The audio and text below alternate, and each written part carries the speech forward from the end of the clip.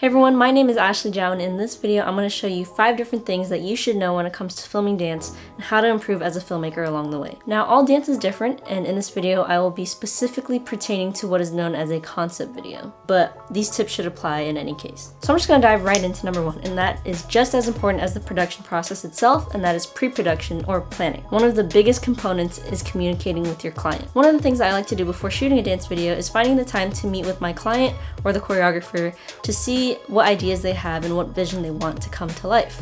Are you shooting just one person, or are you shooting a group of people? That is something that you need to know ahead so you can also plan for yourself. If you have the chance, it'd be very beneficial if you can attend a rehearsal or just ask for a simple video of what the choreography looks like.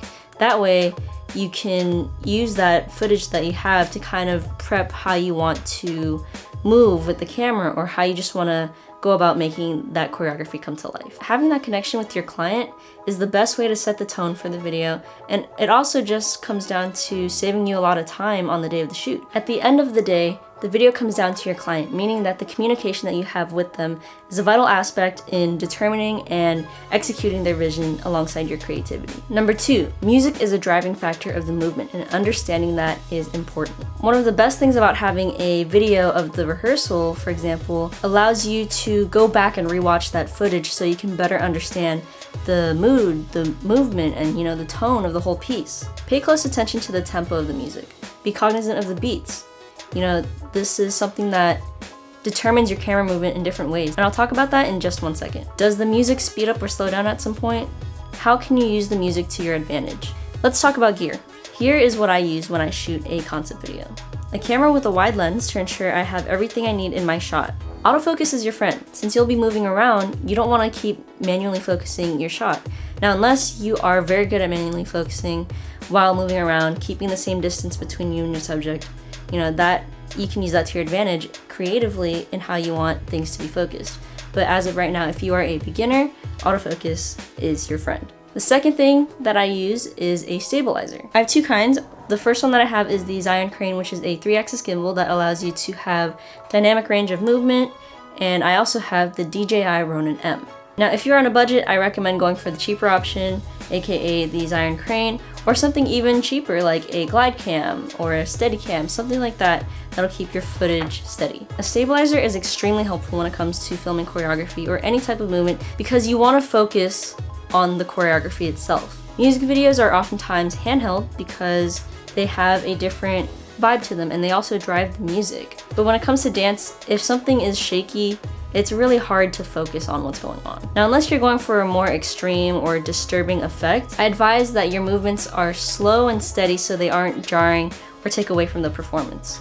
If you don't own a stabilizer, don't fret, because there are different techniques that you can still utilize to make your footage look steady, and that's something I can talk about in a different video. Now let's talk about angles, coverage, and movement. Now go back to step 1 and ask yourself, what do I want to convey in this video? What does my client want to convey? Angles carry moods within themselves. Do you need a full body shot, or can you close in on the dancer? Do you want to see their facial expressions?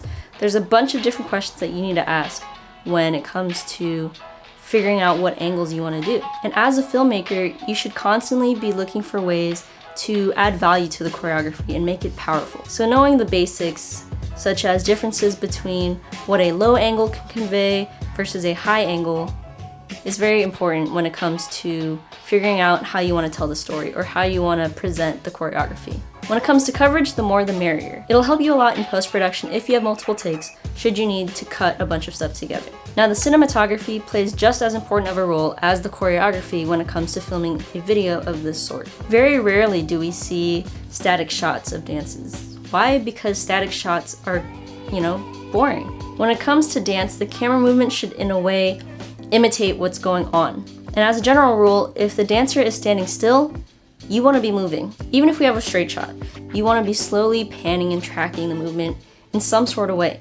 And you can also play with different levels and camera angles. I find that when the movement is more contained and intricate, I move in closer to the dancer to see what is happening and if there's any emotion involved with that. But if there's something big and powerful, you want to back up so you can kind of grasp the intensity of that movement. But once again, you kind of have to go back to step 1 and figure out what the feel and what the vibe is for the video so that you can kind of translate that into your camera movement. Now my last tip is to be flexible. Ask yourself, what do I like about this? What don't I like about it? Filmmaking in general isn't going to turn out perfectly as you envisioned. And because of that, you need to be open to new ideas and ways that your video can turn out.